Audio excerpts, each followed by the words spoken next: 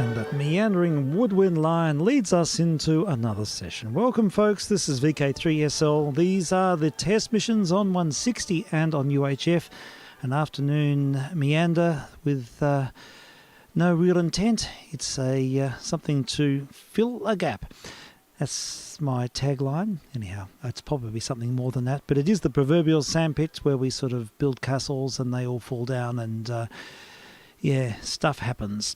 Well, it's good to have your company, and a very good. Oops, sorry. Wait a minute. I've got to get the fader. I've just fixed up this fader too. There you go. Oh, hello. I'm for a fixed fader. Yes, I had the fader out of the desk before, and it's one of those pennies and Giles faders, and I lost a little washer. The washer flicked into the ether somewhere here, and so it's got the old Jesus washer. Absolutely, and anyhow, it's a little bit. So we had a noisy fader whenever I used it before. It was just always had a bit of a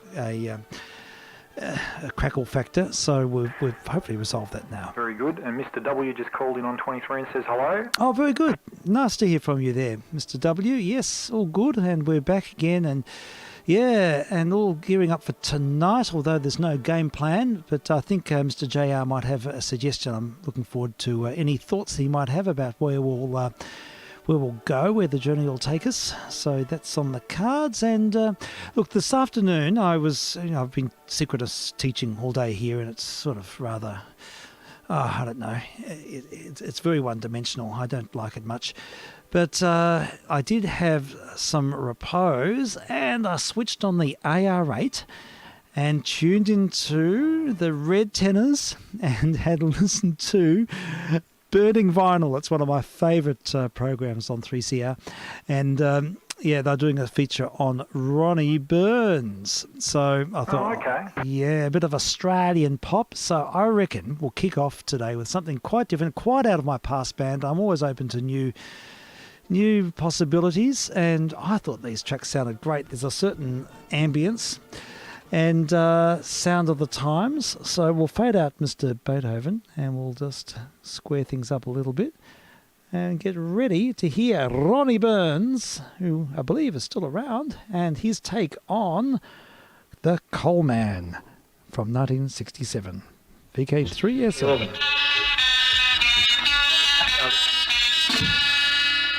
I tell my trouble to the coal man. He's a coal man, but he understands.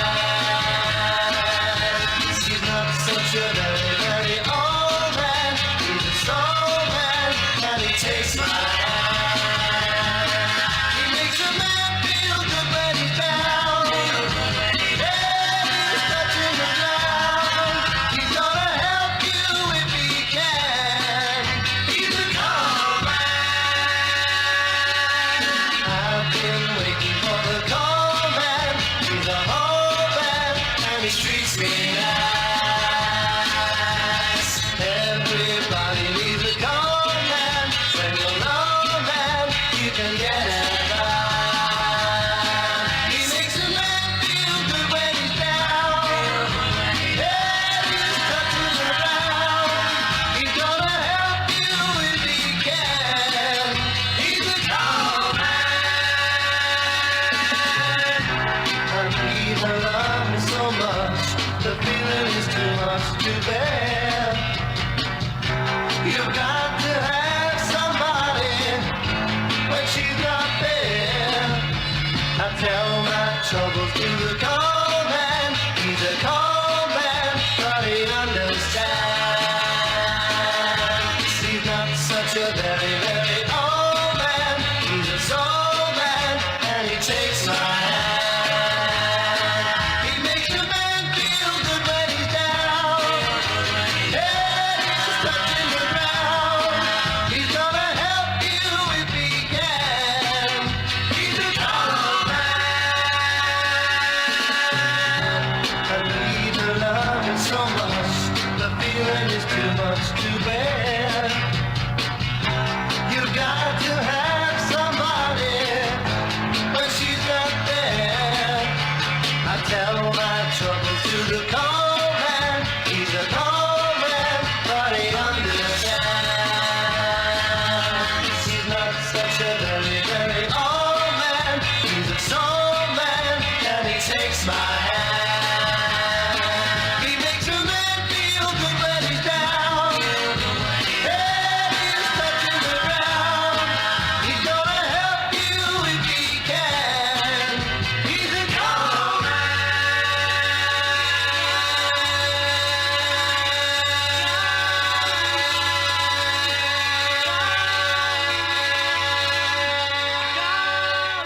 Yes, ear-splitting EQ on that recording, made for festival in 1967, January 67, and Ronnie Burns and The Coal Man.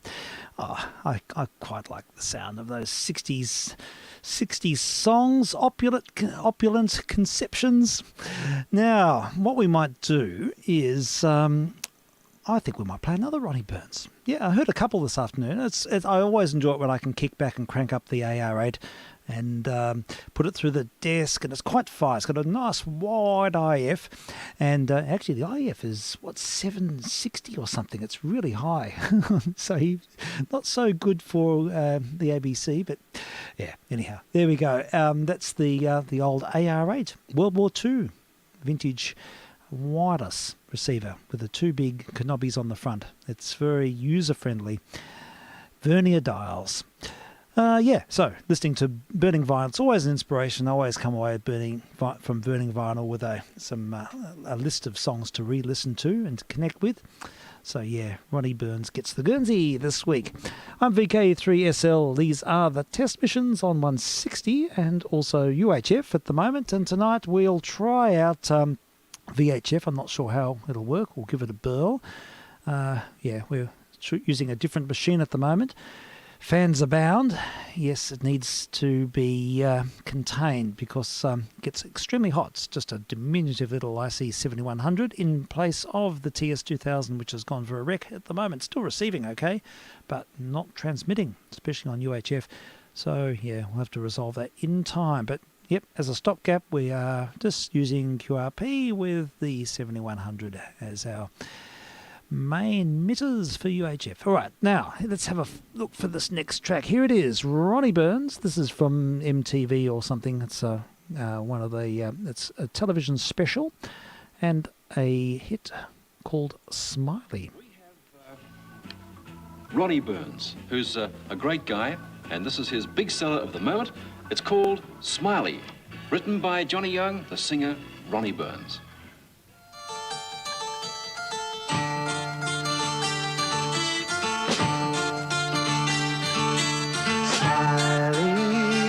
You're out in the world today. Smiley, you're all on your own. Smiley, hey, they say you're a man today. Boy, how you've grown.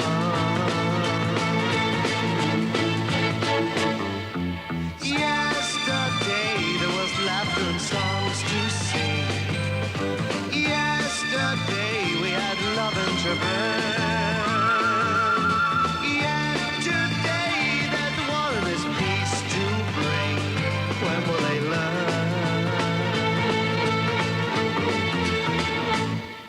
Smiley, you're off to the Asian war, and we won't see you smile no more. No, we won't see you smile no more. No more laughter in the air. No more laughter in the air.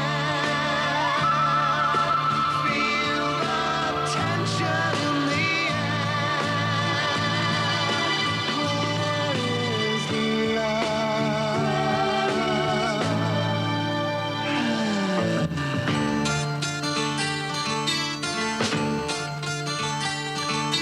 Smiley, you're out in the world today. Smiley, you're all on your own. Smiley, hey, the family's sad to say, wish you were home.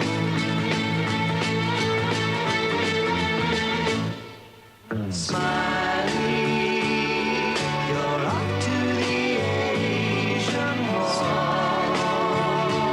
and we won't see you smile no more. No, we won't see you smile no more.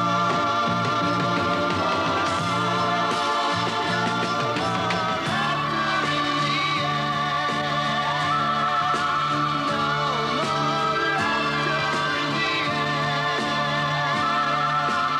Feel the tension in the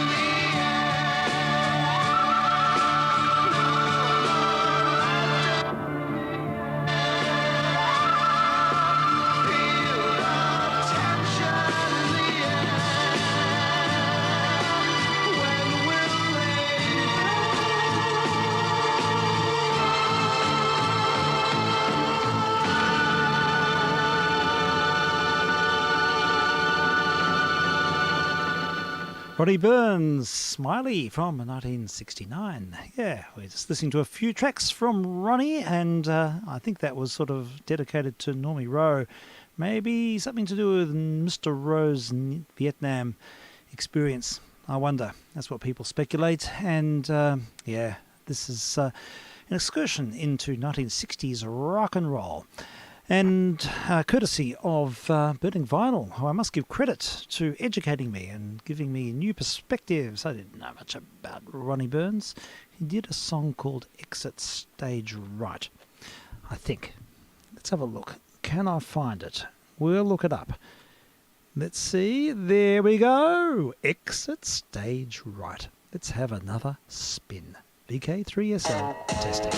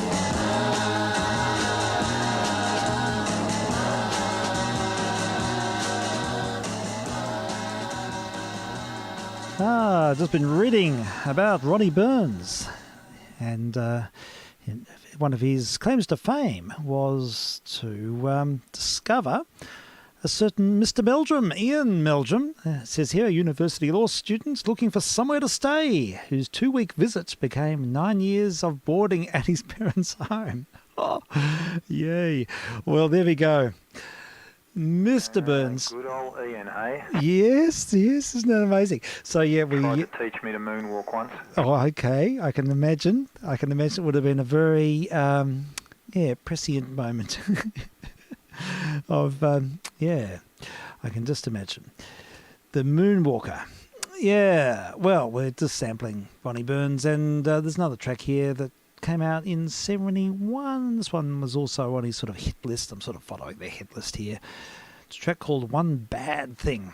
Anything with the word bad in it sort of helps me cope with this corona thing.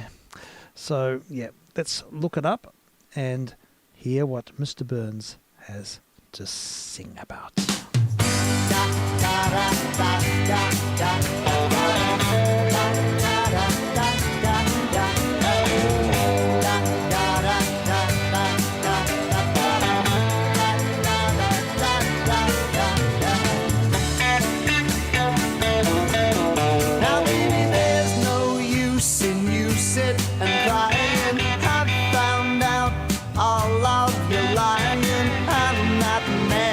That's how it's got to be. But just because you think my life doesn't matter, I'm your fool, you see, you're mad. see what you're doing to me. You know that one bad thing leads to another.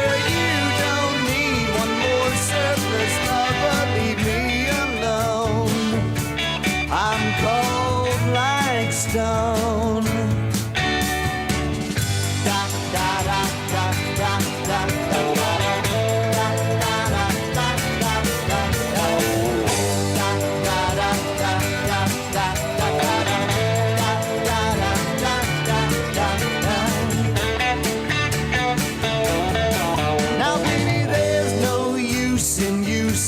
and crying. I've found out all of your lying. I'm not mad, 'cause that's how it's got to be. But just because you think my life doesn't matter, I'm your fool, you see, you're Mad Hatter. So make me see what you're doing to me. You know that one bad thing leads to another. Surplus lover, leave me alone. I'm cold like stone. You know. How did Ronnie Burns ever get this way? Ronnie Burns and baby, how did he ever get this way? Oh, that was a bad mistake. A bit of a miscue there. Got onto the wrong file. Sorry about that. I just stole his thunder. He was mid-track there. And we'll have to give him a second chance. Sorry about that, folks. Stuff happens here, and I'm not always in control. Take two.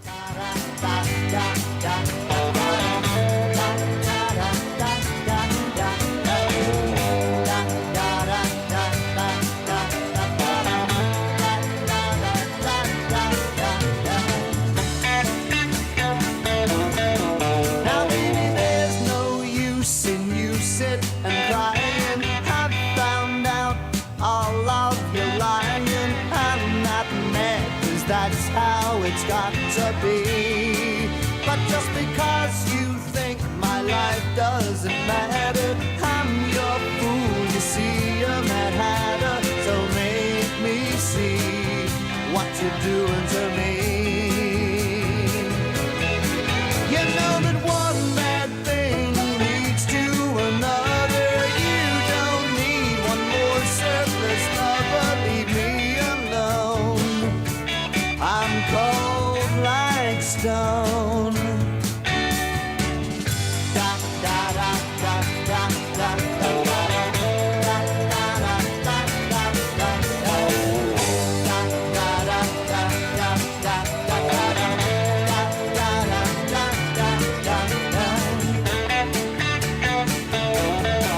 Now baby, there's no use in you sit and crying. I've found out all of your lying.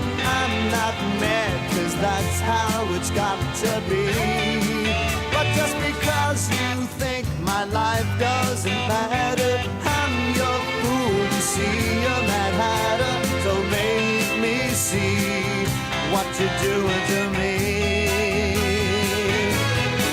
You know that one bad thing leads to another. You don't need one more surplus lover. Leave me alone. I'm cold like stone. You know that one bad thing leads to another. You don't need one more surplus lover. Leave me alone. I'm cold like stone. Da da da da da da da.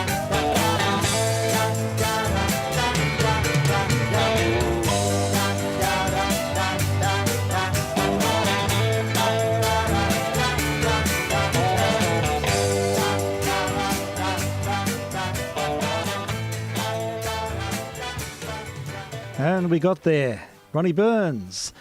And sampling some classic Australian rock here on vk3sl. And thank you for your input, folks. And nice to hear from Mr. F, who's enjoying the 60s Oz rock. And he's also put in a request Loved Ones by Jerry Humphries. Well, I think I found it. I hope. So we'll just refer. I'm not very good at cueing the screen here, as you could tell. I'm sort of more acquainted with turntables. This is cheating, really. I should be playing this on 45s. But anyhow, let's have a listen. vk3sl.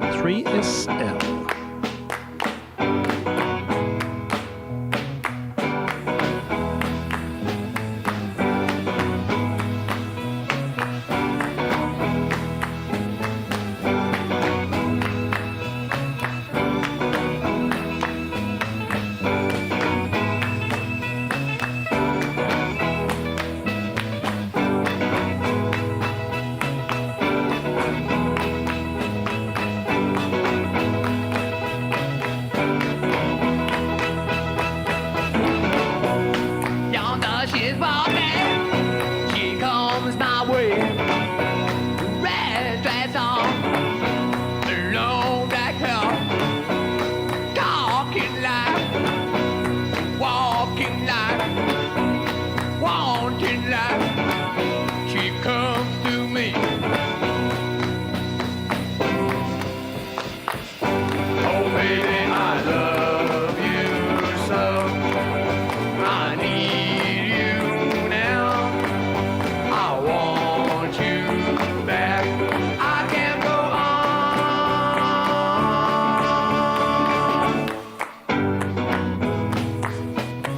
Hell, just baby, evil child. I've known you well. If you want to stay, that's alright. You want me again? And you come to me. Well, you know, well, that's all right. That's all right. That's all right.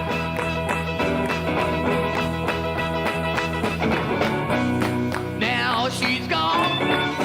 She's walking away. Red dress on. The long black hair. I love her so. Now she'll come running anytime I say, well, that's all right.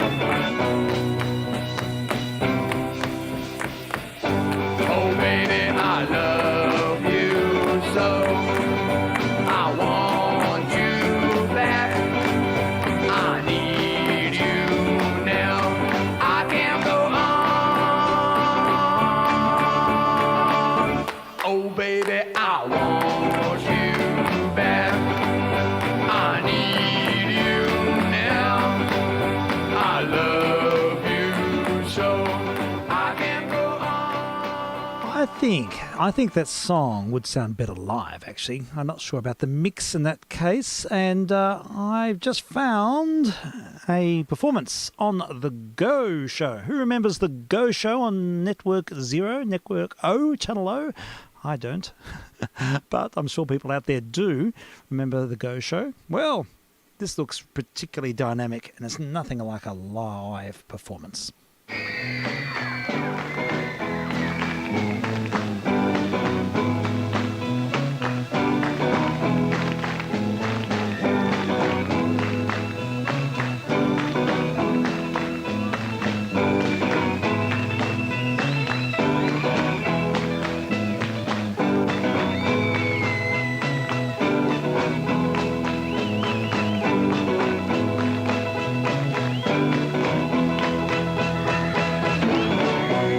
Yonder she's walking, she comes my way.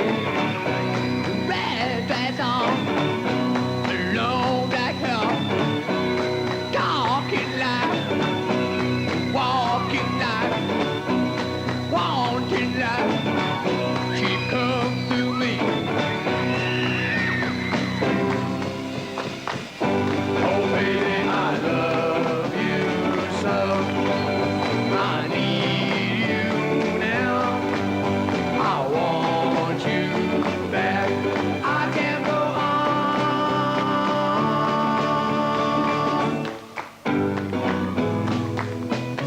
Hell, just baby, evil child. I've known you well. If you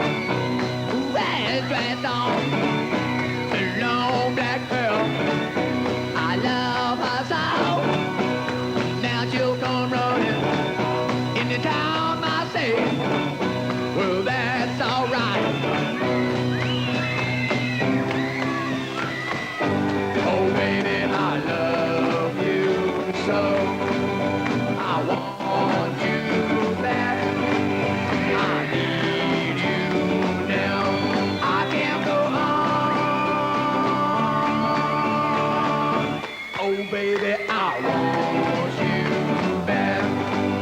I need you now. I love you so I can go on. The loved ones. And there we have it from the Go Show, and that is our expose of Australian rock. Actually, do you know what? I think I should defer to the experts because really I don't know what I'm talking about. I'm just diving in the deep end, trying to make sense of an impossible situation, but learning as I go and inspired by these sounds of the 60s. Let's cut to the chase. The greater 3UZ. I still get that same old feeling. Hearing it all I'm Stanhope Show this time, spinning along very merrily for Spark-a-Lark-a-Larkling Merchants. Time out there in 3UZ land now is 3:32. That record's called Same Old Feeling by the Candy Apple. Record 12 last Sunday, record number 10 this Sunday. The greater 3UZ.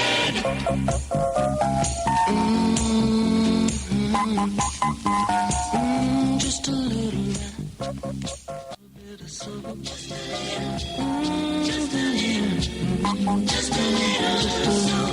little bit of soul. Has been on the official 3UZ Top 40 chart now for 9 weeks. That's Mr. Paul Davis, Sudsy Davis, and a little bit of soap. Record 10 last Sunday, record number 9 this Sunday. Out there in 3UZ land, the Stanhope Show at 3:30, 4.5 on the air with Spark-a-Lark-a-Larkling Merchants. Just turn that exclusive screw top, and you've got the best lemonade ever made. because it's sparkle-a-lark-a-larkling, sparkle-a-lark-a-larkling, Merchant's lemonade. Merchants is still the best lemonade in the big bottle with the exclusive screw top. Because it's sparkle-a-lark-a-larkling, sparkle-a-lark-a-larkling, Merchant's lemonade. It's worth a record, so gang, best of luck. The greater 3UZ.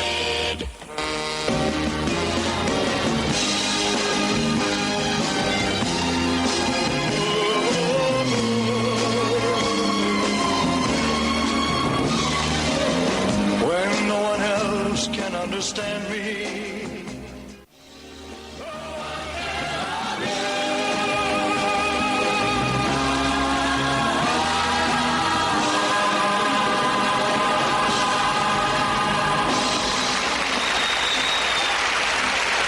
Ladies and gentlemen, Elvis Presley here at 3UZ, number 1 in Melbourne, time at 3:38.5. That record by Presley this Sunday rates record number 8. On the official 3UZ Top 40 chart last Sunday, record number 9 has been there for 15 weeks. That's a long run for Elvis Presley, who is proving week by week in the USA, now on tour, that he is still very much the king. I told you last week that Presley was in Detroit, USA, for the first time in 13 years, played before a packed audience of 16,000 people. And their ages, by the way, were from 12 to 65. And the welcome given Presley in Detroit last week was just as frenzied as the one he received 13 years ago in the same town. The greater 3UZ. Where the music really is, time at just on 3:40.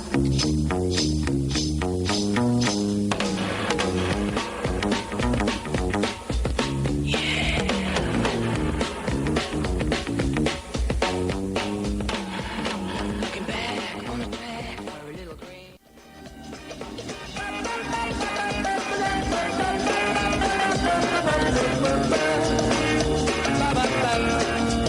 And there's a little green bag that time. The George Baker selection, officially number 7 this Sunday, number 6 record last Sunday. You're with Stan Rowe, standing us on the air with Spark-a-Lark-a-Larkling Merchants. Time out there in 3UZ land at 3:43.5. Well, the record jackpot barrel is spinning around once again as we give someone else a chance of winning our 3UZ Top 40 record jackpot this Sunday. Meantime, more music. The greater 3UZ.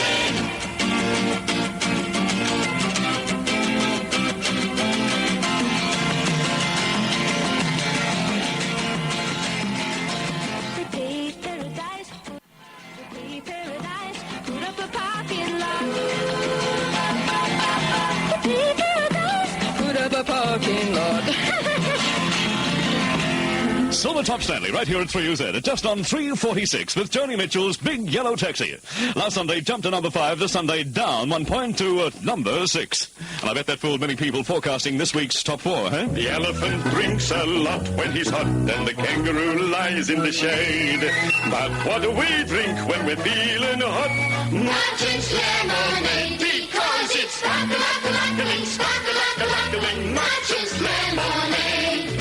Marchant's is still the best lemonade, and it comes in the big, big bottle with the exclusive screw top. Marchant's lemonade. Okay, 1:30 and 4:30. Music. Top 40 Countdown. The greatest music.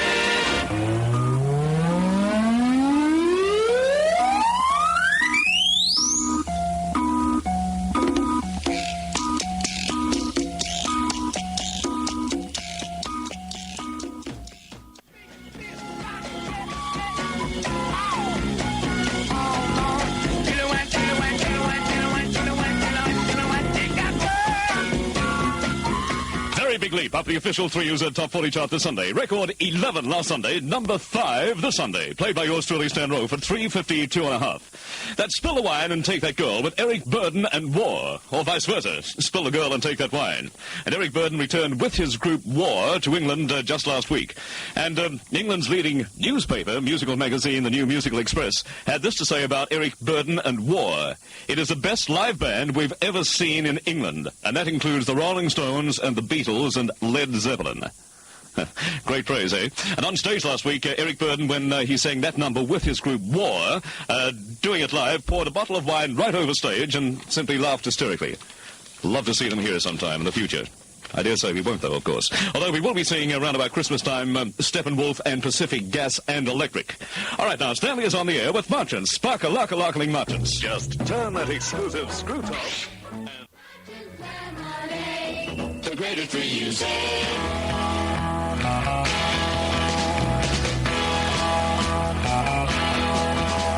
So long, boys, you can take my place.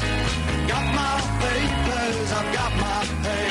So pack my bags and I'll be on my way.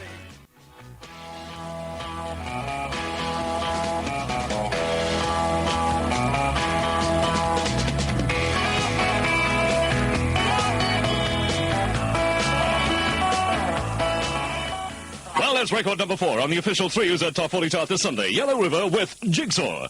Record number 4 this Sunday. Record number 4 last Sunday. Neither up nor down this week's chart. The record, by the way, Yellow River by Jigsaw is now number 1 in Brisbane, has been for 2 weeks in a row, and number 1 record in Adelaide. But here in Melbourne, number 4. Played by yours truly. Time out there in 3UZ land. Stand off time at 3:56 and a half. Worth of records this Sunday. The greatest music.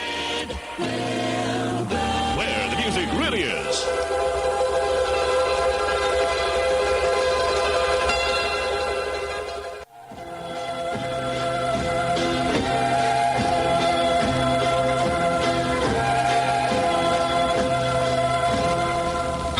There's our number 2 record last Sunday, number 3 record this Sunday. Down the official 3UZ Top 40 chart, just 1 point. El Conde Pasa by Simon and Garfunkel.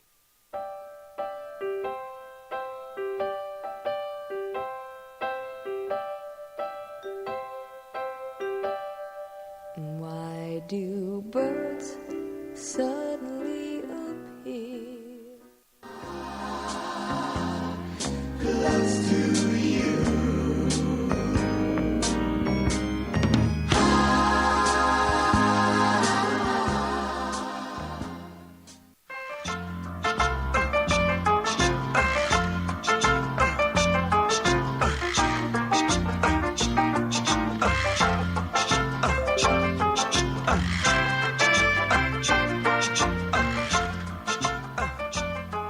In the summer, go out and see what you can find. Sing along with us, dee dee dee dee dee, da da da da da. Yeah, we're happy. Da da da dee dee da da da da da da. All right, right. Da da da da da, da da da da da.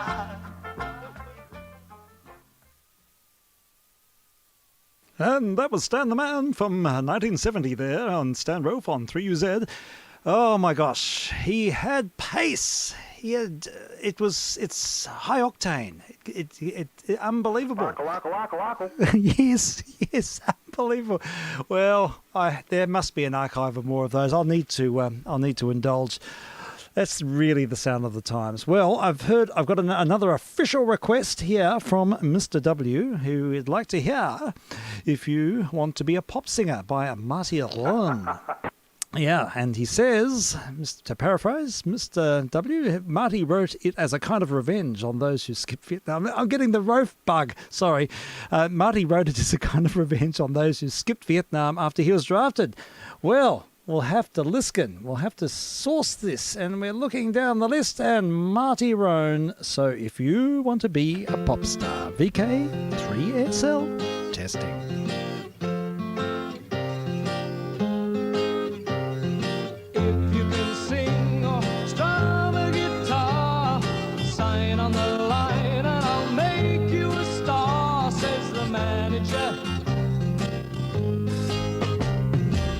Have a big nose or wear pantyhose. Show you the people you should meet and greet. He's your manager. So you want to be a pop singer? Sign on the line and I'll make you a star. So you want to be a pop singer? Make it record and you go far.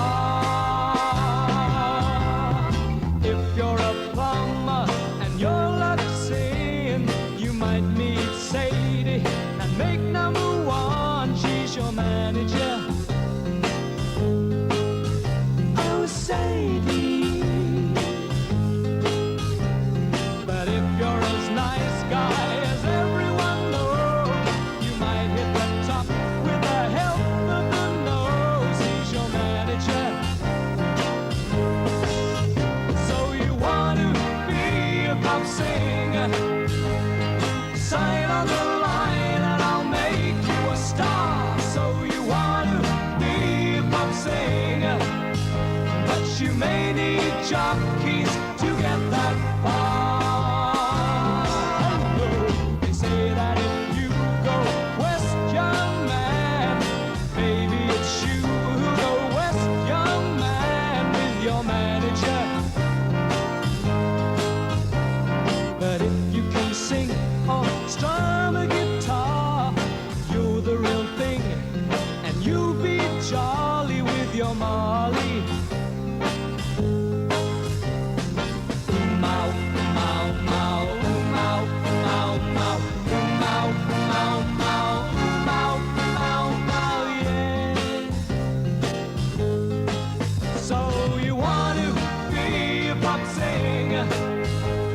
Sign on the line and I'll make you a star. So you want to be a pop singer?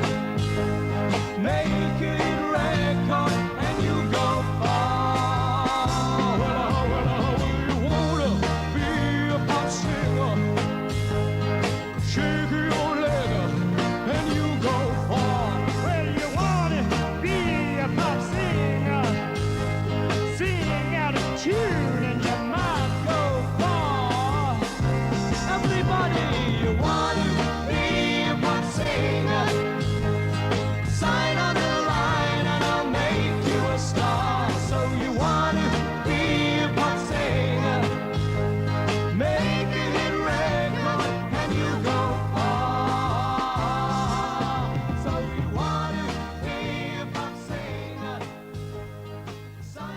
Marty Roan taking the piss in 1970.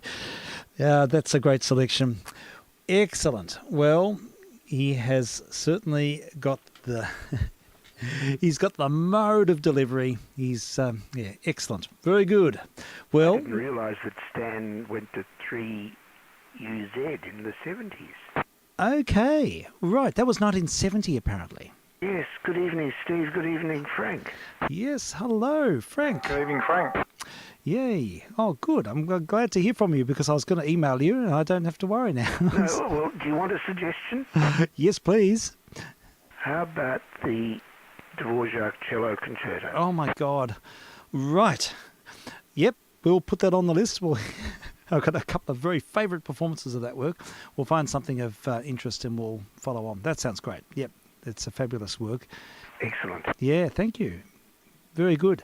All right. Well, we'll continue now with our sort of pop brigade. I'm being really lazy today, Frank. It's just I'm not even cranking up. I've lost the handle. I haven't even wound up the gramophone, and I'm just referring to YouTube, and I'm being sort of led because this is the way it should be, really. Go with the flow, Steve. Go with the flow, and I'm pleased with these suggestions. It all came from listening to Burning Vinyl this afternoon. And I was sort of getting very bored looking at this tiny screen and trying to teach these poor kids who are just sort of shell-shocked and don't say anything, and I've got to fill in the gaps and do a stand rope and talk really fast. and I get a sore jaw, and yeah. So I thought I'm going to have to listen to something. So I switched on the AR8, and they had Burning Vinyl, and they had Ronnie Burns and all this Australian pop, and I thought, oh, this is the place to be. Yeah. It was good. Wholesome stuff. So yeah, that's sort of set the scene for today.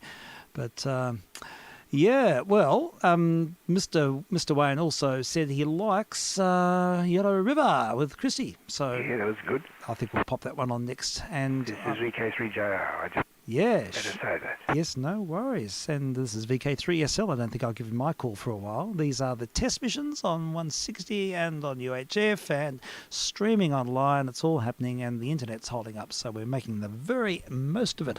All right, let's have a listen to Christy. VK3 Christy. Hello, what's happening here? We're not loading. Now we are.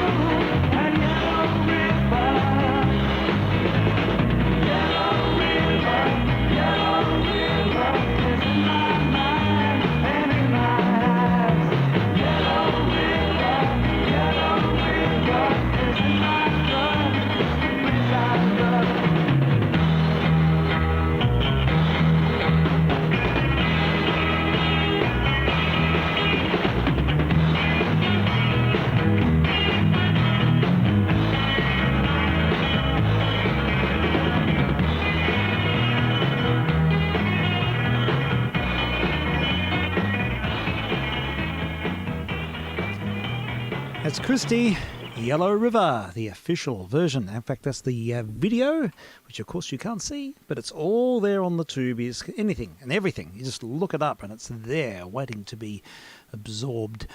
And yeah, we're just testing here and playing some classic rock and roll as per request. And I'll put one of mine in now. One of my very first experiences, or formative experience. I'm sort of a little bit younger than some of the listeners, but I do remember early 70s. I was quite a young kid, and I do remember my cousin, who was 10 years my senior, brought a 45 over, and I had my little, from the very earlier stage, I had a tiny little record player. And I had my dad's 45s. Anyhow, he brought another 45 into the fold, which was sort of quite strange. Someone else bringing in a record. Well, yes, he did. And I do remember hearing it. And I remember hearing it really well. And I would have been about 3 or 4 years of age. But the song is wet. It's really wet. So just stand on by. Made a darn good plumber. And heaven knows they're hard enough to get when you really want one. But he started singing with groups around Melbourne and is now being groomed as one of pop music's young hopefuls. Ladies and gentlemen, a bandstand start for Johnny Farnham.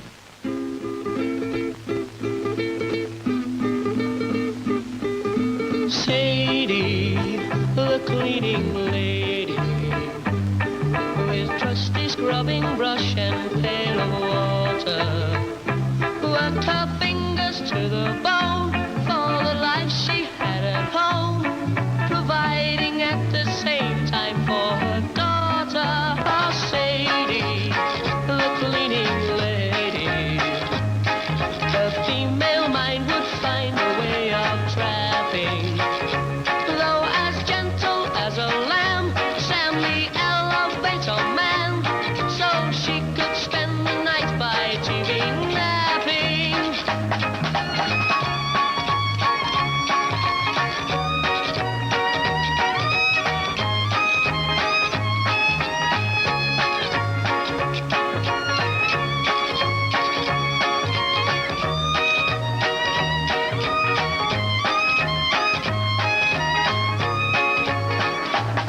Oh, Sadie, the cleaning lady, her aching knees not getting any younger. Well, her red detergent hands have for years not held a man's, and time would find her heart expired of hunger. Oh, scrub your floors, do your chores, dear old Sadie.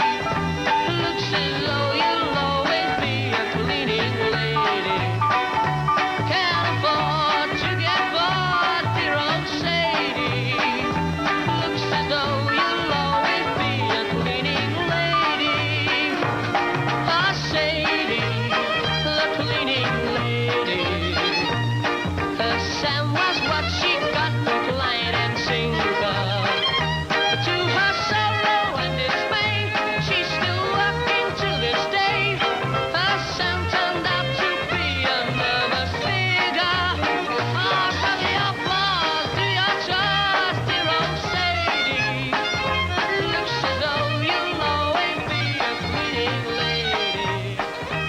Can't afford. Yeah, there we go. That's my 2 cents worth there. Hello. Has he got more to offer? He does. All right, we'll keep listening to Mr. Farnham for a minute and then we'll follow on. Happiness only pain, lots of pain from a broken heart. In my room there are shadows, and on my wall is a candle.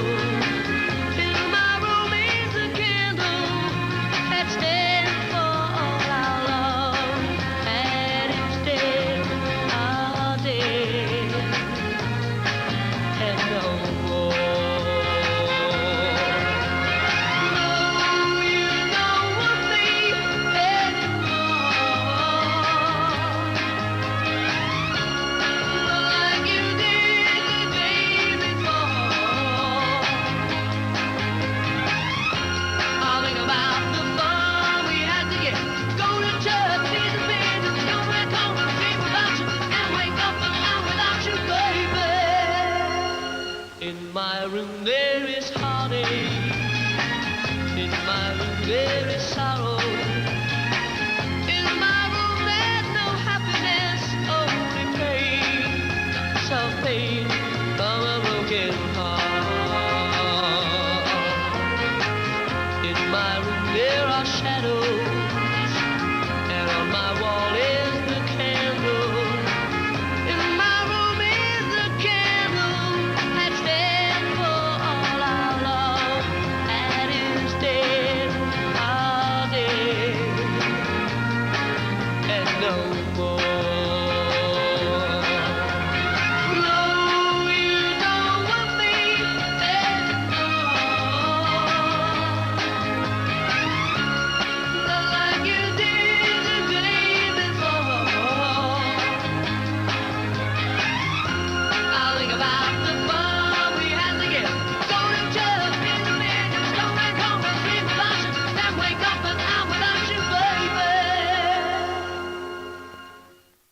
Johnny Farnham, directly from GTV9 in the 1960s, 1967. I'm sort of favouring these sort of lo-fi optical tracks because there's a certain native compression and it sort of punches through and it just increases the drama.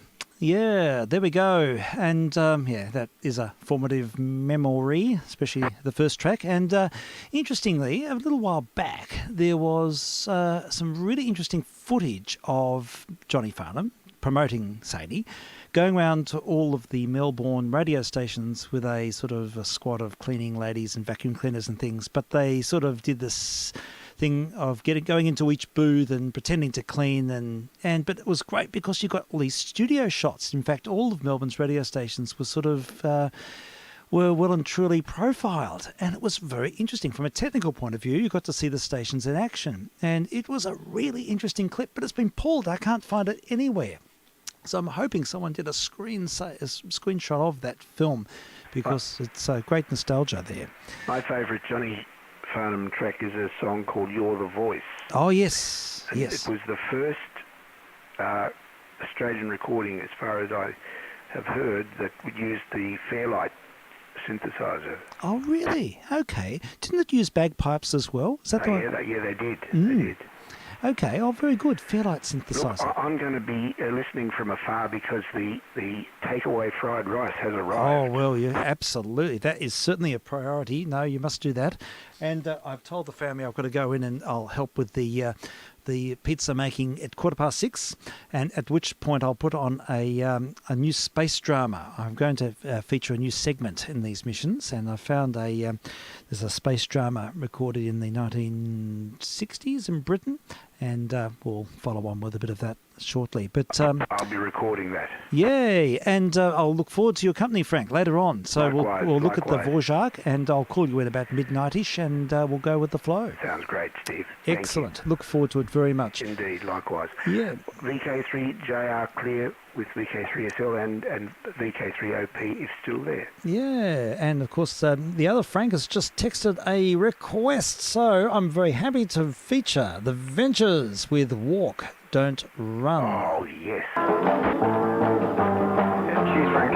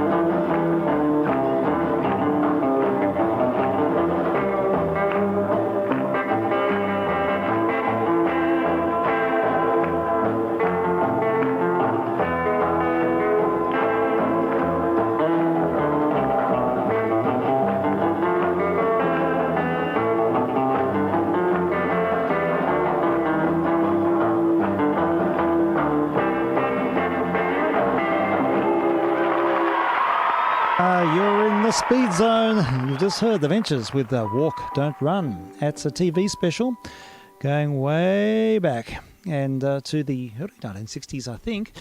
So, yeah, thanks, Frank. And there's probably other versions of that out there as well. Anyhow, we're just sampling recordings from that era and slightly winding up the momentum. And shortly we'll have our space feature. But before doing that, I just took a 45 out of the box, and these are my father's 45s, so they go back a little bit earlier, late 1950s, early 60s. Anyhow, here's a really good track featuring Mr. Guy Mitchell and Hoot Owl.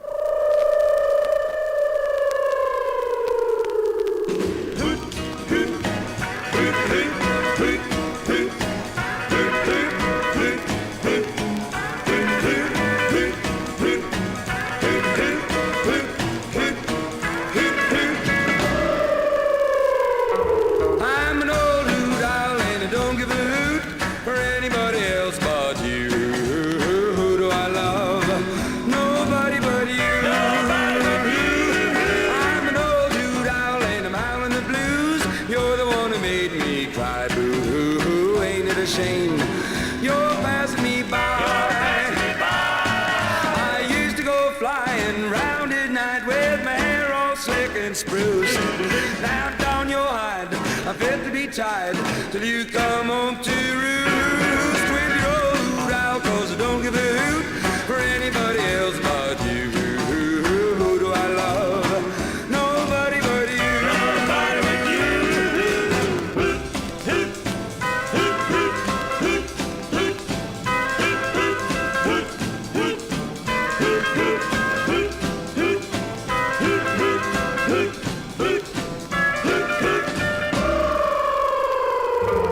I'm an old hoot owl, but I don't give a hoot for anybody else but you. Who do I love?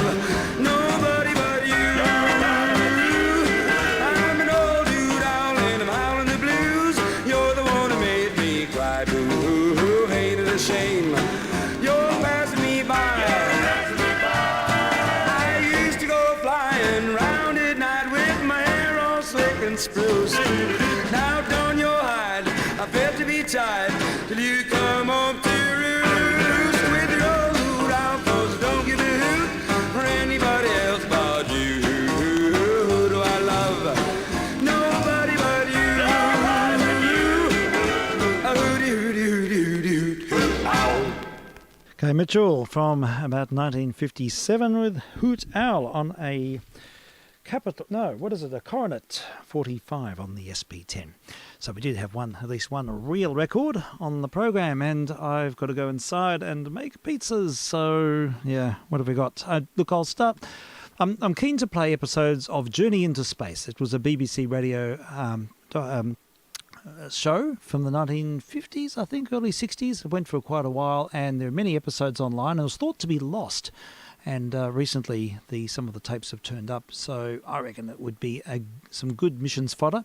It's like a space theme, so we'll sort of follow on with that. But to start with, let's have a listen to a BBC Radio Archive Hour documentary about the program, and then we might follow on with an episode after that.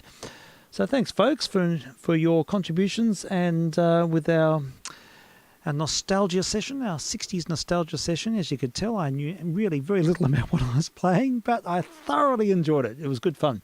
So let's have a listen to Journey into Space. I'm vk3sl testing, and wait a minute, we've got to do a little bit of a re-cue here.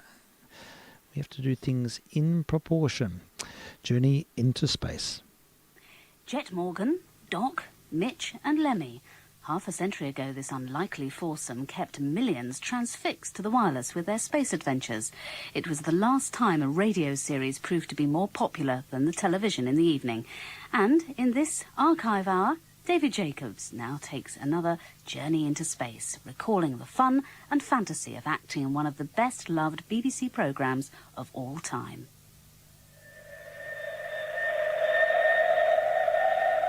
The BBC presents Jet Morgan in Journey into Space.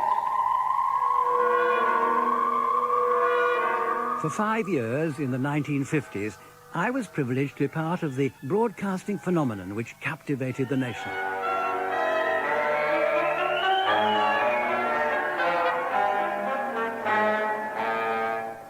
On Monday nights, the words rockets and space were on everybody's lips as science fiction made the future seem exciting and believable.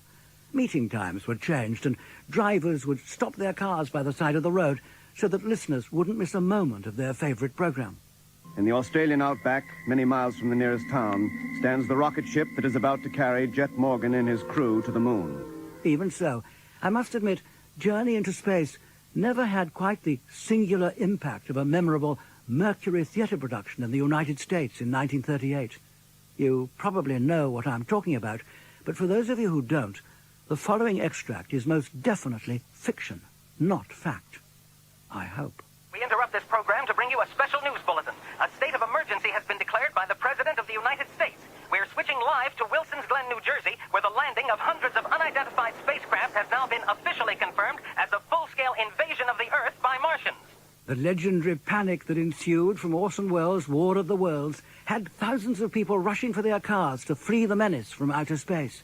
It showed how radio could tap into people's minds, exciting their fears and making the extraordinary very real indeed. Nine being trampled in their efforts to escape. The power lines are down everywhere. We could be cut off at any minute. Unfortunately, science fiction may have the power to nearly empty a great city, but it hasn't always received the intellectual recognition it deserves. I suppose the way that it's fun to create and light to listen to doesn't help, nor does the popular misconception that all sci-fi fans are spotty geeks in anoraks, even though J.R.R. Tolkien and George Bernard Shaw were fanatics. In reality, though, science fiction has been amazingly accurate in prophesying technological advances. Much of what we now take for granted was first promulgated as science fiction before becoming science fact. Space stations, the internet, talking computers, and, of course, one of the most famous images in the history of mankind. It's one small step for man, one giant leap for mankind. Until I'd reached middle age, almost everyone thought that was complete fantasy. I can vividly remember how the British Astronomer Royal once proclaimed, "Space travel is utter bilge." The very next year, the first satellite, Sputnik 1, went into orbit, and only 4 years later, President Kennedy launched the Apollo program. Arthur C. Clarke, author and science prophet. It's interesting to note that by the time the Astronomer Royal contracted foot-in-mouth syndrome, Journey into Space had already been a hit for more than a year. I have a feeling he was lacking the imagination of the small-town man from Somerset, whose ideas have proved as limitless as the universe. Man's Empire of Tomorrow by Arthur C. Clarke. In the 1930s, Spaceship Clark, as his school chums had nicknamed him, was already dreaming of Star Wars. Today we are waiting while engineers perfect the rocket motor and devise means of handling the titanically powerful fuels it will consume. When these purely technical problems are solved, it will be possible to build the first spaceships. Let us only hope that the exploration of space does not bring in its train the wars we have known here on this Earth. If it does, then it were better that man remained forever a prisoner of his own little world, never to venture out into the wonder and glory of the eternal stars. At around the same time, a young American was creating a future thousands of years from now where he claimed we would be able to accurately predict what all of mankind would do. Isaac Asimov's psychohistory in The Foundation eventually evolved to mirror one of present-day science's more popular theories. Yes, I got that idea from the kinetic theory of gases, which I was studying when I first started the Foundation series. You can't tell what an individual molecule is going to do, but if you deal with trillions and quadrillions and quintillions, you can tell very accurately what they're going to do in the average. And I thought maybe you could do that with human beings too. You could tell what huge masses of human beings would do, provided they didn't know what the predictions were, so they couldn't distort their own behavior, and provided you had a large enough number. Oh, I think I see the course of the interview. It's happened before. Oh, do you think that I would betray my trust? The Sudanese traitors that preceded me, perhaps, but you're dealing with a different breed now. I don't really believe it's going to work, but it made a good background for the stories, and I was always able to use my psychohistory to show how things became inevitable economically or sociologically and so on. It made for interesting historical novels. I have waited 3 days to see you, Your Wisdom, but the display will take only 3 seconds. If you will draw your blaster and shoot me, I should be obliged. What? If I am killed, you can tell the police that I tried to bribe you into betraying state secrets. If I am not killed, you may have my shield. Well, I think a few people will be disappointed to hear that you don't really believe that psychohistory will work. Is it just that there aren't enough people on this single Earth? Not only there aren't enough people, but actually their behavior is far too complicated. They're not like individual molecules. So that human history is far more chaotic, and in fact so chaotic that it probably can never be predicted. And in my later Foundation novels, I sort of dragged this in. But of course, when I first started, I didn't know anything about this new theory of chaos. The chaos theory, Star Wars. According to Arthur C. Clarke, the relationship between science fiction and fact is close. In my fiction, I've not necessarily attempted to predict the kind of future I thought would happen. In fact, often I've written fiction about futures which I sincerely hope wouldn't happen. I think I've written about 6 stories about the end of the world, so obviously they can't all be accurate prophecies. But certainly I've tried to be accurate and only to write about things which I thought were possible. Back in 1930s, Arthur C. Clarke came up with this idea of a geostationary satellite whereby if you had it in orbit above the Earth at a certain altitude and a certain speed, it would more or less stay in one place and it could be used for telecommunications. And that happened. And so Arthur C. Clarke was kind of hailed as a visionary, somebody that could predict the future, and it was like science fiction, science fact. Stephen Bennett is the Salford University scientist usually seen on television trying to make his own journey into space by launching rockets from deserted moorlands. His last one landed safely after reaching 20,000 feet.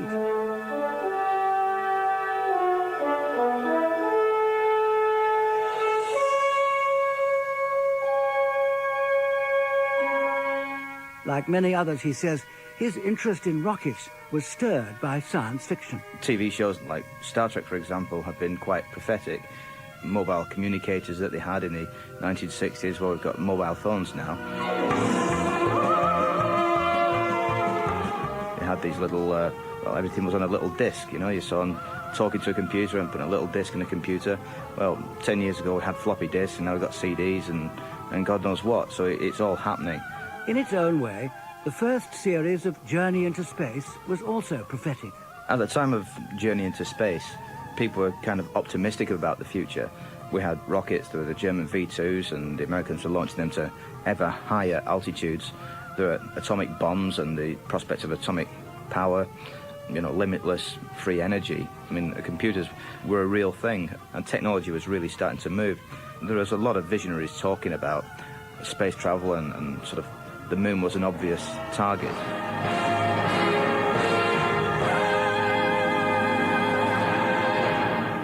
Yet the general public believed a moon landing was impossible before the turn of the century. The year is 1965, and at a proving ground in New Mexico, Sir William Morgan, a leading research scientist, is about to launch an experimental space rocket. So Operation Luna, as the first series was called, was way ahead of its time when it predicted taking a stroll on the moon in the then distant future of 1965, a date which proved to be only 4 years short of reality. Radio Times, September, Monday the 21st, 1953. Journey into Space, Episode 1 at 7:30. Originally, Journey into Space was only scheduled to run for 8 episodes a year, but such was its appeal that 8 episodes became 18, and 1 program a week became 2. By the time it ended in 1958, after 62 episodes, Journey into Space had been broadcast all over the world.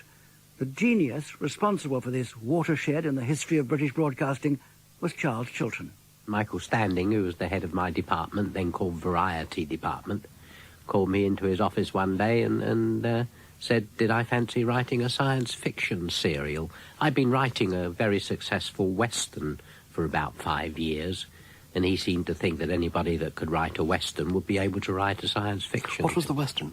It was called Riders of the Range. Ah, yes, I remember that as well. Hats off to Charles Chilton, who has switched from Riders of the Range to Journey into Space with masterly ease.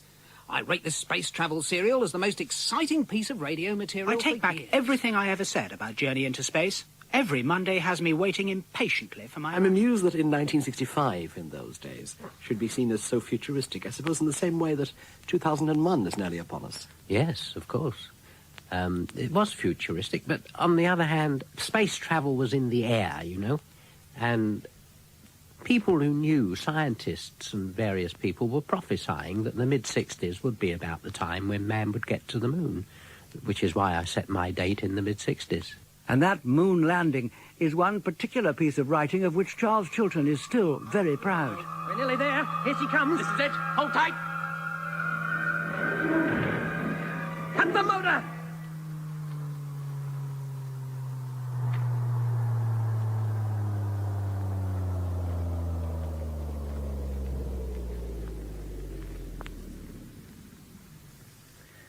Everybody all right?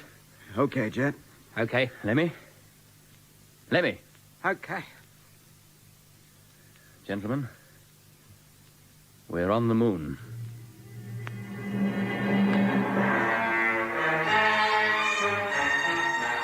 Almost immediately, if you'll forgive the pun, it took off. Immediately, people were listening to it, giving up things to hear it, demanding a repeat, which they got immediately, and it just seemed one of those things, you know, just happened to hit the bullseye. It was probably the last time, wasn't it, that radio got a bigger audience in the evening than television? Yes, so it was said.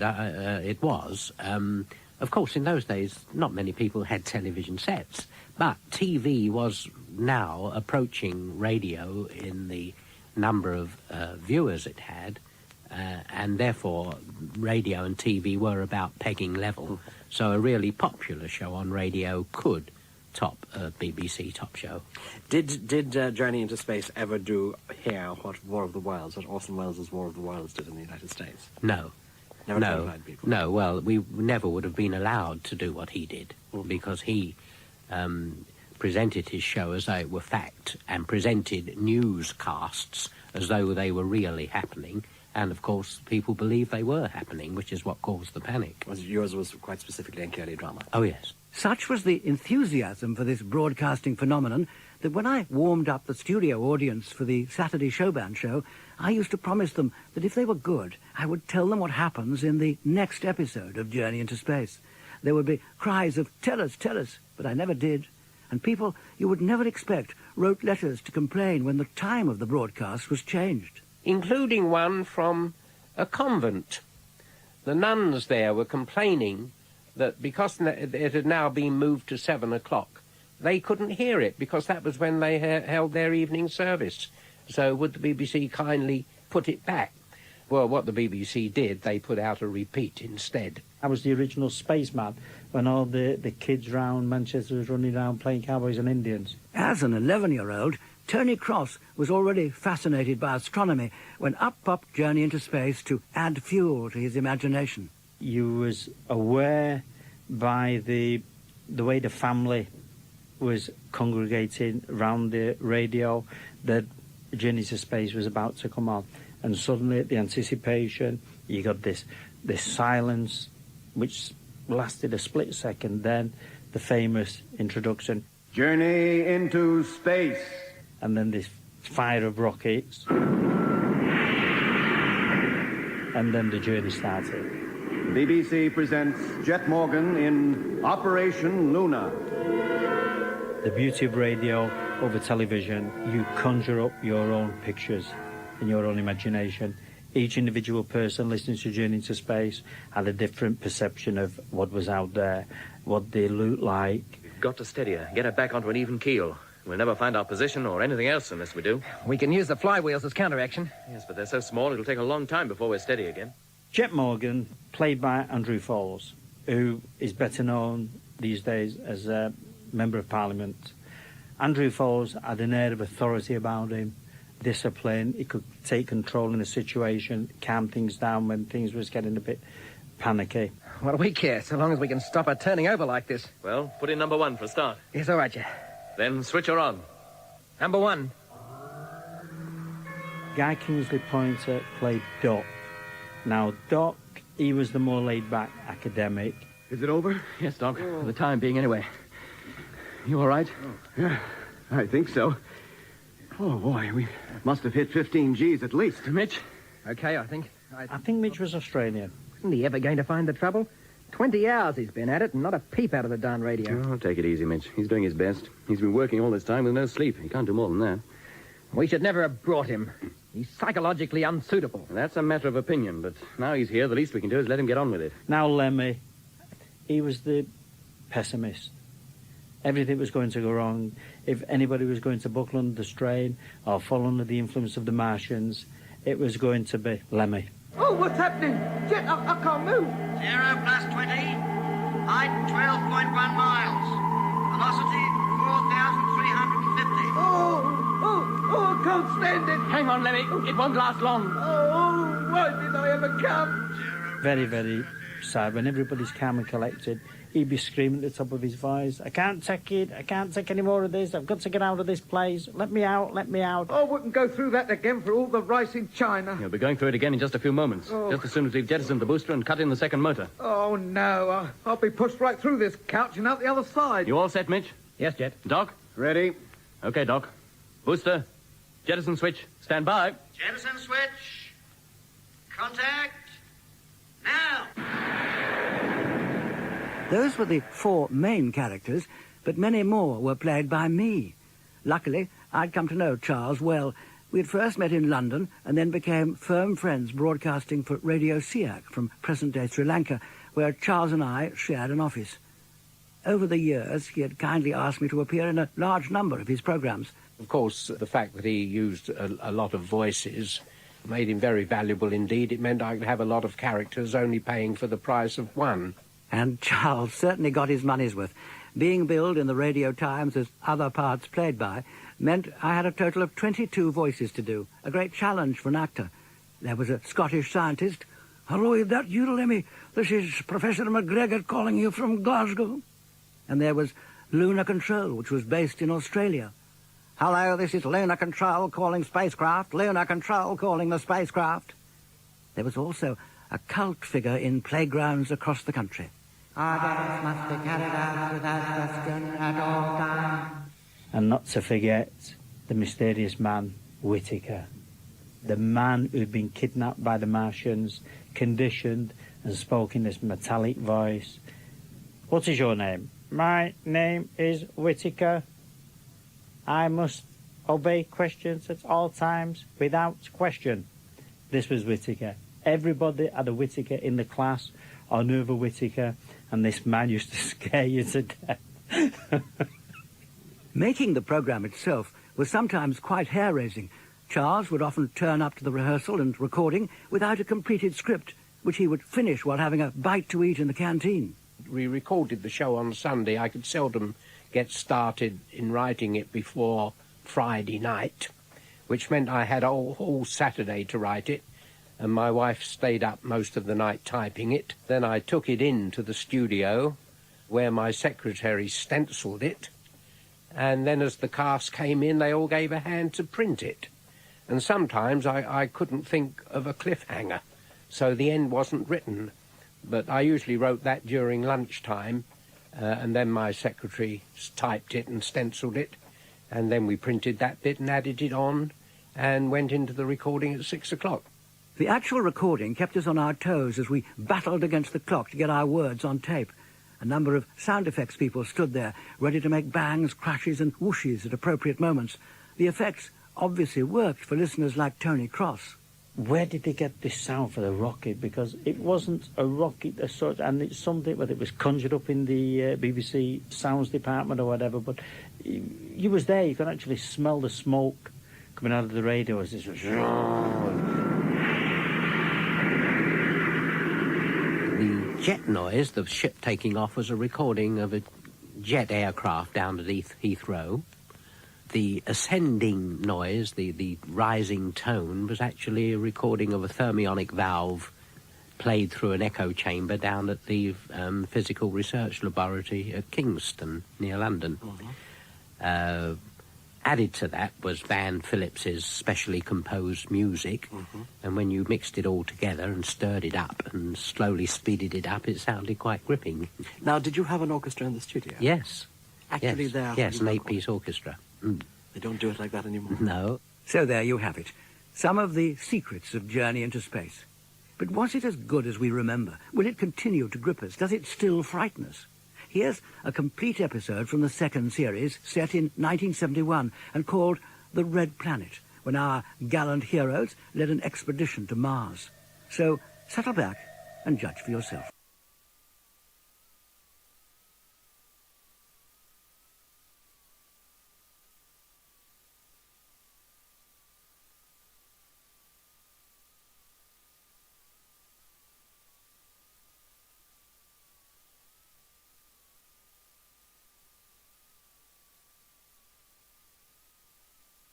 Hello. Sorry, I didn't realise the end was that imminent.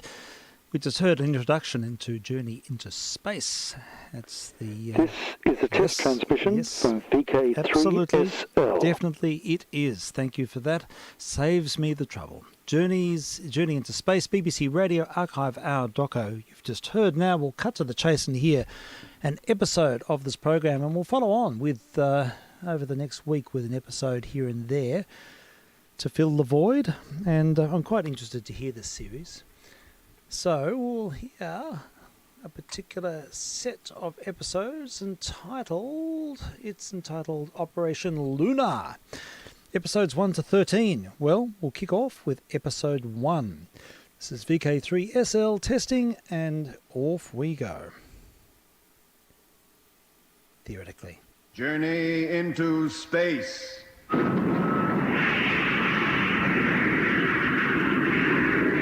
BBC presents Jet Morgan in Operation Luna.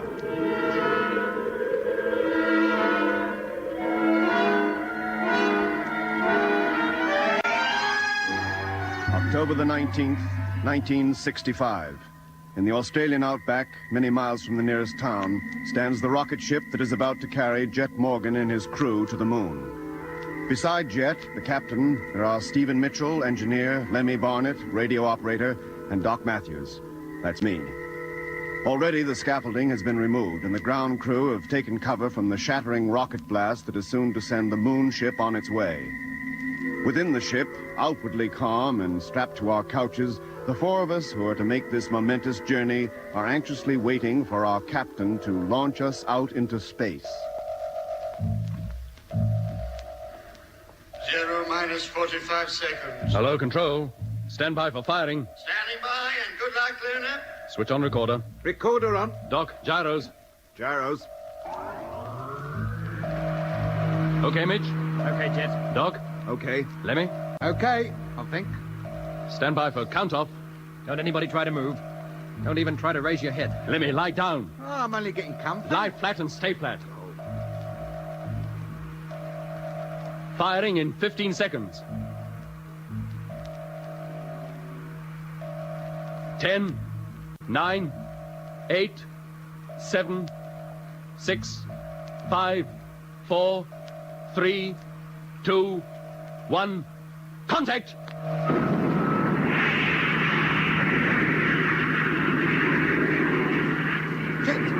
Jet, what's wrong? She's shaking like a leaf. Quiet, Lemmy. Take your breath. She's shaking us up to pieces. Height 6.8 miles. Velocity 3,750. Oh, what's happening? Jet, I can't move. 0 plus 20. Height 12.1 miles. Velocity 4,350. Oh, can't stand it. Hang on, Lemmy. It won't last long. Oh, why did I ever come? 0 plus 30. Height 27.2. Velocity 6,550. Maximum speed to be reached in 50 seconds. The booster's paid out. Oh. Stand by to jettison booster. Signal imminent. Oh, I wouldn't go through that again for all the rice in China. You'll be going through it again in just a few moments. Oh. Just as soon as we've jettisoned the booster and cut in the second motor. Oh, no. I'll be pushed right through this couch and out the other side. You all set, Mitch? Yes, Jet. Doc? Ready? Okay, Doc. Booster. Jettison switch. Stand by. Jettison switch.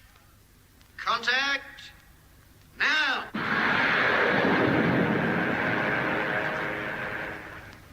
Hello, Control. Booster stage jettisoned. Standing by to cut in atomic motor. Waiting for your signal. Over.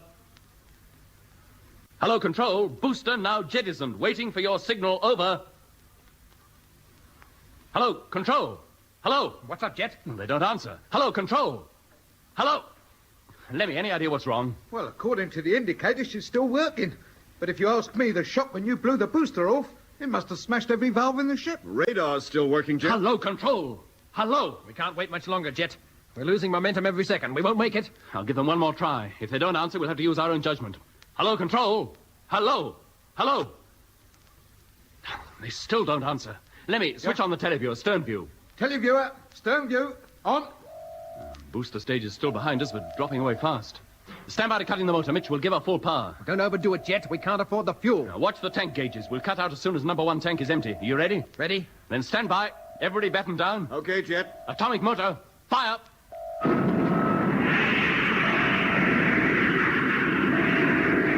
Like that. This is going to be unpleasant. Very unpleasant.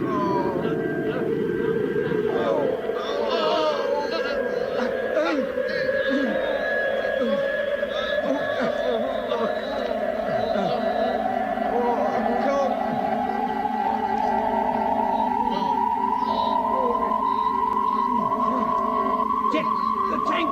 She's almost empty. Stand by to switch off. Standing by. Eddie. Yes. No. I can't. My arm. Oh. Jet, switch off. Switch her off for Pete's sake. Trying.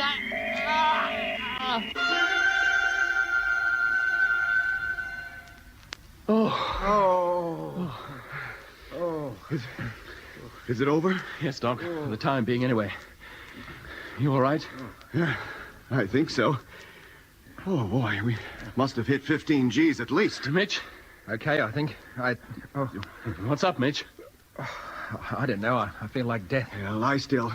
Don't move. Lemmy? Okay, Jet. I think so anyway. Except for a feeling like you get when a fast lift drops away from under you. Yeah. Space sickness. Brought on by zero gravity conditions. I feel a little dizzy, but I'm all right otherwise. Look, we'd all better lie still for a few minutes. Well, let's hope we've hit the right speed. We certainly won't be under.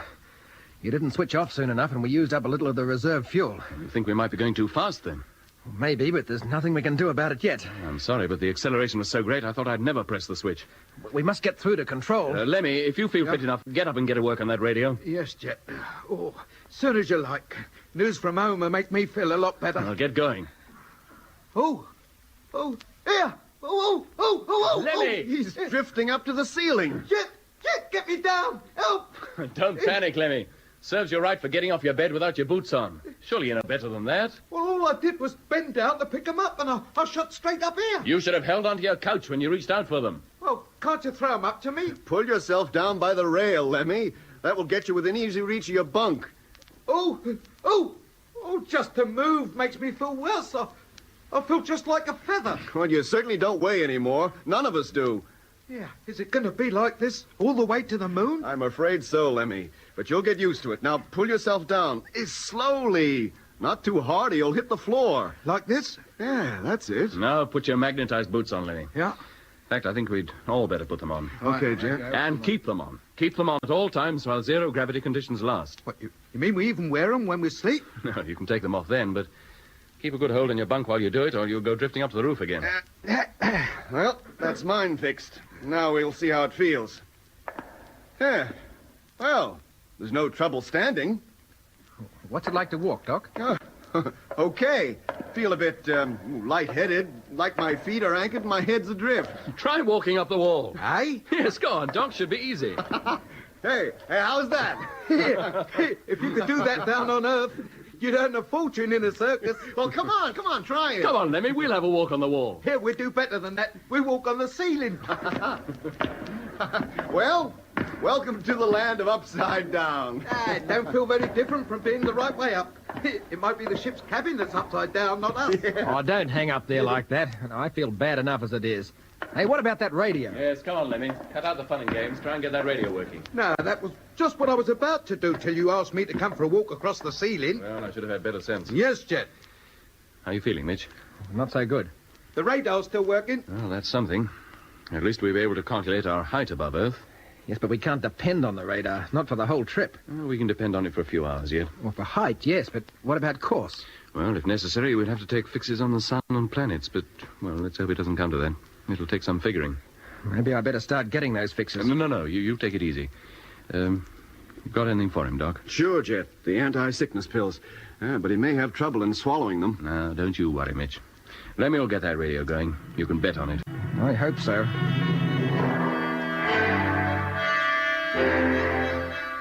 Isn't he ever going to find the trouble? 20 hours he's been at it and not a peep out of the darn radio. Oh, take it easy, Mitch. He's doing his best. He's been working all this time with no sleep. He can't do more than that. We should never have brought him.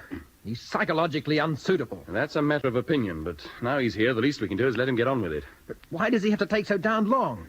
Doesn't he know every second is carrying us further and further away from the Earth, possibly to our deaths? Oh, it's not that bad, Mitch. We can figure our approximate speed and position if it comes to it. Test transmission. We'll give Lemmy a couple of hours more. Yeah, what if he still hasn't got through to control? Well, we'll wait a couple of days until our velocity has dropped to minimum, and then turn the ship over and go back. Go back?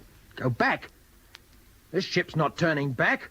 It's set out to land on the moon, and it's going to do it. But to attempt to land without accurate details of our position and velocity would be suicide. We're not turning back. But if our speed is too high, we'll use up too much fuel during landing. We'll be on the moon, all right, but how do we get off again? We've got to take a chance. Oh, no, not that kind of chance. I'm not taking any unnecessary risks with the lives of this crew. If the radio isn't working within 48 hours, we're turning back. We're not turning back. Am I the captain of the ship, or are you? Sure you are, as long as you carry out the job I hired you for. But remember, this ship is mine. I designed her. I built her, and she's going to the moon. Neither you, nor Lemmy, nor anybody else is going to stop her. One more word out of you, Mitch, and I'll put you under arrest. Oh, that's funny, that is. What do you think you are, at sea? What are you going to do, put me in irons? Not quite. I'll have you tied to your bunk, and there you'll stay till we get back home. Go on, try it. Try it. Just try and lay a hand on me. All right, Mitch, Jet, break it up. Come on, you're carrying on like a couple of school You stay kids. out of this, Doc. If I want your advice, I'll ask for it. Now, look, Jet... It seems we have a case of mutiny on our hands. Mutiny? Well, what else is it? While I'm captain of this ship, you'll do as I say. Now, wait a minute, Jet. I didn't... All right, we'll forget it. But if I decide to go back, we go back. Is that clear? Now, get over the telescope and start taking those bearings. Maybe having something to do will make you feel better. It'll take hours. What difference does it make? We've got hours. Before we reach any critical position. Oh, all right. I'll do it. Doc, you give me a hand, will you? Sure, Jet. What at? Getting a rough idea of our distance from Earth with the help of the radar. Okay. It won't be all that accurate, but it'll be better than nothing.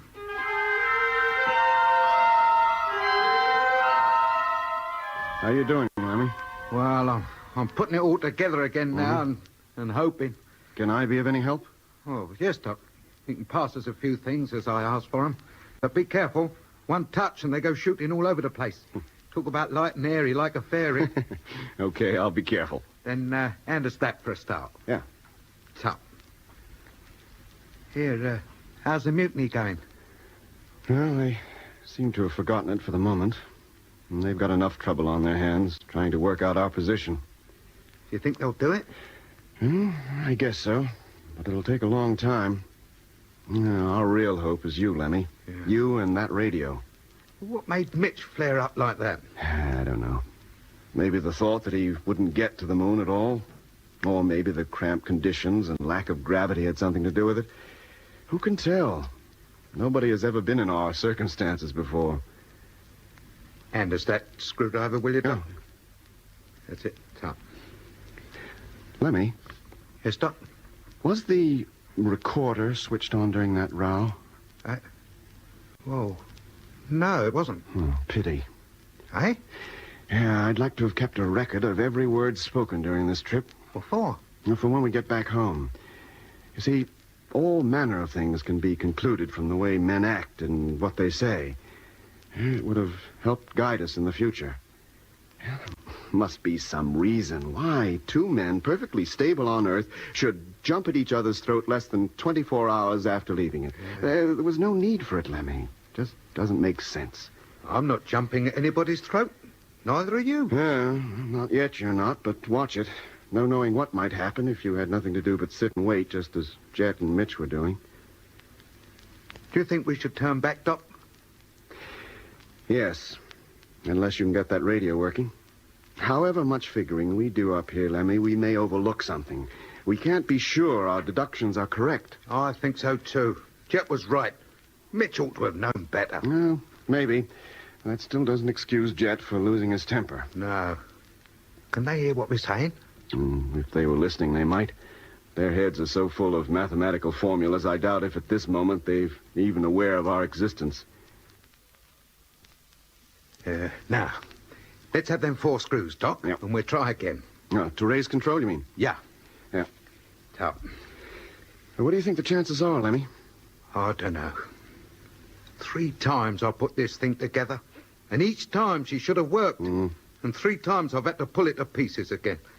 Even the emergency cutting circuits don't work. I can't understand it. And I'm worried. Well, you can't do more than your best. Oh, it makes me feel like I'm letting the ship down. Oh, don't go getting to feel that way, Lemmy. Well, now, that's it. For the 4th time. Now, let's see if we get any current through her. Yes, it's there. Yes, we've made it. No, wait.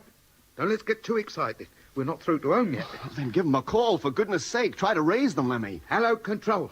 Rocket ship Luna calling Control.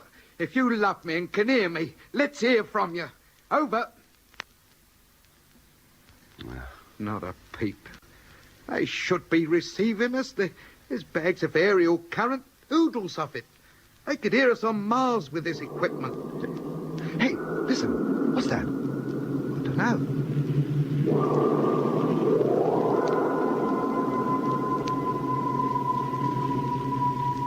Oh, it gives you the creeps, doesn't it? Haven't you any idea what it is? It sounds like music, but like music I've never heard before. Hey, can I hear a voice there? I don't know. I can't make it out. Jet, Mitch, come over here. Listen to this. Got the radio working? Well, kind of. You contacted Control? We tried to, but whether this is them or not, I don't know. Well, if it's not Control, then what is it? Search me. Are you sure she's on the right frequency, Lemmy? Yes, so far as I can tell. There's no reason why she should drift off. Not with them crystal stabilizers in there. Here, it's gone. Packed in again. Try once more, Lemmy. Call them again. Hello, Earth. Hello, Control. Rocket ship Luna calling. Trying to contact you. Can you hear us? Come in, please. Hello, Luna. Can hear you. Strength 4.5. Hey, it's them. It's them. We made it. Hello? Hello, this is Morgan. Can you still hear me? Hearing you loud and clear. Oh, thank goodness. We've been with you ever since the takeoff. The world's largest telescopes have been following you all the way. I should think every amateur radio station on Earth has been listening to you. Aye? You mean you've been hearing us all the time? Except when Lemmy took the radio to pieces. Oh, thank goodness for that. Must be something wrong with your receiving circuit. Well, it beats me. I couldn't find nothing wrong. Nothing. All I did was to take the works to pieces and put them together again. Well, you certainly seem okay now. We can give you all the information you require. Want to take it? Try and stop us. Then here it comes. The time is now 3 hours, 11 minutes and 54 seconds universal time. Time from takeoff is 0 plus 27 hours, 11 minutes and 59 seconds. Your distance from Earth is 142,000 miles. Your speed is 4,200 miles per hour. Your position is as follows. Well, that's more like it. Now we know where we are and what we're doing. There's no question of turning back now. According to Control, we're on course and our speed is very nearly correct. Well, what difference there is isn't worth worrying about. We should reach the neutral gravitational point between Earth and Moon 3 Earth days from now. The Moon will then be only 23,600 miles away.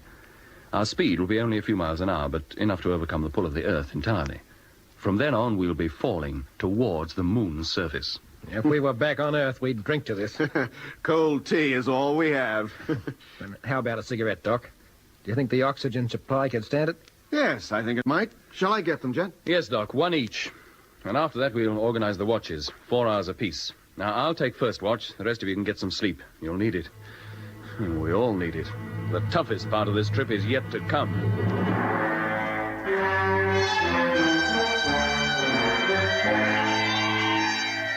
Hey, Doc. Yeah, Lemmy? Push us up a banana, will you? Lemmy, must you always eat your meals upside down on the ceiling? What difference does it make? Food goes down, or should I say up just the same. Well, it looks undignified. It's a great idea to part this. Think of the room it saves. You're not at a party. Anything more to eat, Lemmy? No, thanks, Doc. Okay, then push your empties down. I'll storm away. Here, how about a little after-dinner music? Oh, no, Lemmy, not that. Well, we've got to do something to pass the time. Why did I ever suggest that each member of the crew should be allowed to bring one small personal object with him? Well, I'm glad you did, Jet, aren't you? Well, yes, but mouth organs should have been banned. Why couldn't he have brought a book or something? Every man to his taste. What was that? A meteor hit the ship. Emergency stations. Blimey, emergency! An animal upside down on the ceiling! Lemmy, get the spacesuits. Don't panic, Jet. I'm on the way. Air pressure constant. We don't seem to be losing any. The meteor bumper must have worked. Well, that we'll find out. Meanwhile, get your spacesuits on, just in case. Here you are. Red for Doc. Yep. Blue for Jet. Yellow for Mitch. And, I would be green. Now, get into them. Don't fix your helmets yet, but carry them with you all the time. Air pressure still constant. I don't think the cabin could have been damaged. Oh, that's a relief. And what about the fuel tanks and the motor? I'll be checking up in just a minute. Right, that's me, Set. Get to the radio, Lemmy. Report this to control immediately. Yeah? Now, everybody else, check your indicator readings. See what damage there is. And somebody turn off that buzzer, will you? Well, Doc? Yeah, air supply okay, oxygen supply okay. Fuel tanks and motor seem to be intact. No damage there as far as I can see. Hello, Control. Luna calling. Hello, Luna. A meteor just hit us. Emergency procedures now Certainly in hit us effect. somewhere. Yeah, but we seem to be all right, Jet. Look, Doc, we've just been hit by a meteor. It must have done something to us. But what? Well, how should I know? Somebody will have to go out there and look. What? What, out there? Outside the ship? Into nothing? I'll go. No, Mitch. This is my job. Besides, you're more important to the crew than me. I'll go. What, you mean there's a chance that... It'll be the first time any man has ever been out there, in space, and I designed the suit he'll wear. Well, you tested it, didn't you? As far as was possible on Earth, yes. But this is different. This is the real thing. Look, let's not start another argument. We'll draw for it. Fair enough? All agreed? Agreed. Lemmy, get one of the navigational tables. Yeah? Open it up, place it face down on the control table with your eyes shut. Right. Okay, here goes. We'll guess the page number. Whoever gets nearest goes outside, okay? Mitch? 136. Doc? 127. Lemmy? 149. And I'll take 155. What is it, Lemmy? 153. Then it's me. Stand by to open the airlock. Airlock. Contact.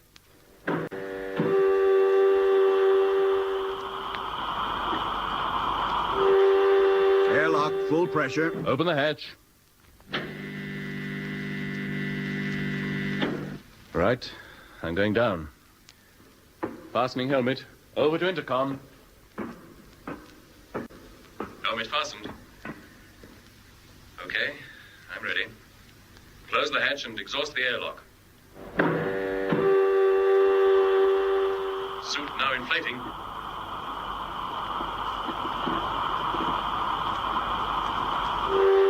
Air pressure, 0. And open the main door, Doc.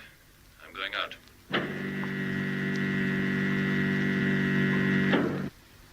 Good heavens. What is it, Jet? It's more beautiful than I ever dreamed. What, the door? No, the stars. Millions of them. Literally millions. Now, leaving door and walking upside of ship. I'll make a complete circuit. How's the suit, Jet? Okay? Fine. More comfortable than I'd hoped. How are the boots? Perfect. And now hitching the safety lines. And walking towards nose. Any sign of where the meteor hit us? Not yet. Yeah, ask him if he can see the moon. One thing at a time, Lemmy. Finding where that meteor landed is more important. I found it. About 13 feet from the nose. Much damage, Jet? No, nothing to worry about. Must have been minute. Only a small area of the bumper is vaporized. Let's thank our lucky stars it wasn't a larger one. You must come out here, all of you. Come on. This is a sight you've got to see. We can't all go. Somebody must stay. Look, I'll stay, Mitch. You and Lemmy go. You sure, Doc? Yeah. By way of compensation, you can let me be the first to step on the moon. It's a deal, Doc. Now, if you wouldn't mind opening the airlock again, Lemmy and I will get started. What a sight. Did you ever see so many stars? So many different colors. Yeah, and they don't twinkle like they do on Earth. There's no atmosphere to make them twinkle. So small they look and bright. Jep, how fast are we going? About 2,000 miles an hour. But we don't seem to be moving. Look at the moon, Lemmy. Even from here, you can begin to see the mountains and craters on her. How far off is she now? About 100,000 miles. Oh, no distance at all. Company bus ride. Here, Jep. We must be off course. Of course. How do you mean? Well, the moon's not in front of us. It's to one side. She'll be there when we are. She's moving towards our rendezvous all the time. Hey, Jet, have you taken a look at the Earth yet? Huh? You can make out the African continent quite easily. And the southern ice cap. The reflection is brilliant. Did you ever see anything like it? Oh, Mitch, if we never get to the moon, the trip was worth it, just for this. Jet, I'm going for a walk down under. See how things look from there. Now, be sure your safety line is secure. We don't want you drifting off. Don't worry, Jet boy. Oh, if only Becky could see me now. She wouldn't know if I was on my head or my heels. No more than I do. Oh, here, what's that? It's the funny music again.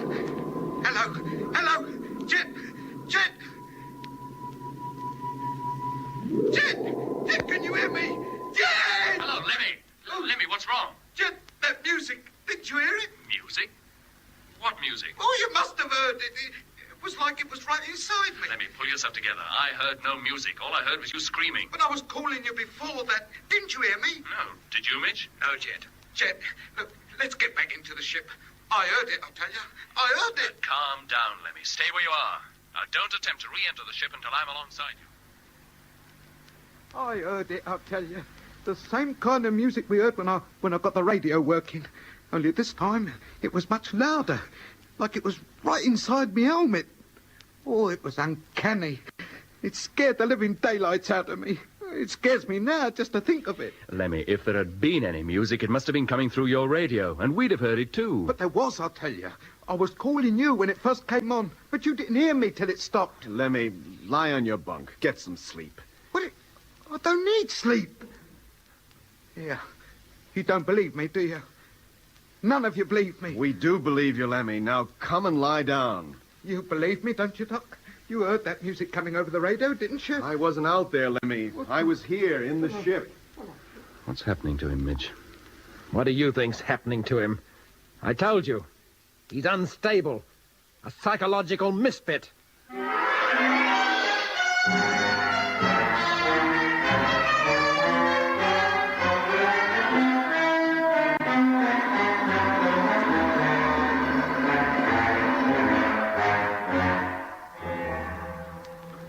You have been listening to Episode 1 of Journey into Space with Andrew Foles as Jet Morgan, Alfie Bass as Lemmy, Guy Kingsley Pointer as Doc, and David Williams as Mitch. Other parts were played by John Casabon. The orchestra was conducted by Van Phillips, who also composed the music. Journey into Space was written and produced for the BBC by Charles Chilton.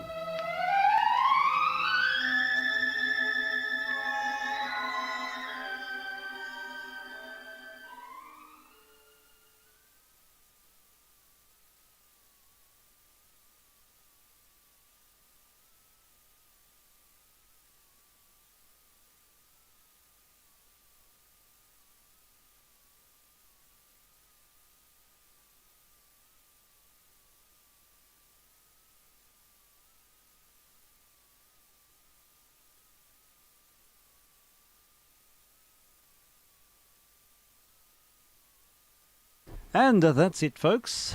It's our first episode of Journey into Space, Operation Lunar, episode 1 of 13. So we'll continue with more episodes. Just a word that tonight we have our usual missions, late night missions on 160, it's 1868 kilohertz, and also on VHF 147.475, if we can get the system to work. So that's on the cards. So, yep, stand on by for late night missions tonight, and thank you for your indulgence. We'll finish up with Mr. Ronnie Burns and one of his very, very early performances from 1958. vk3sl. Thank you for your indulgence.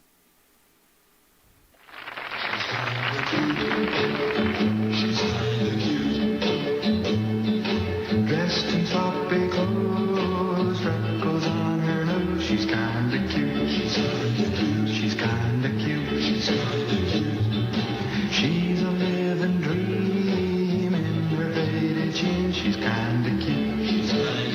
She's kinda cute. She's kinda cute in the little way she walks. She's kinda cute in the little way she talks. The way she looks at me, laughs and winks her eye. Oh, I'm so in love that I could die.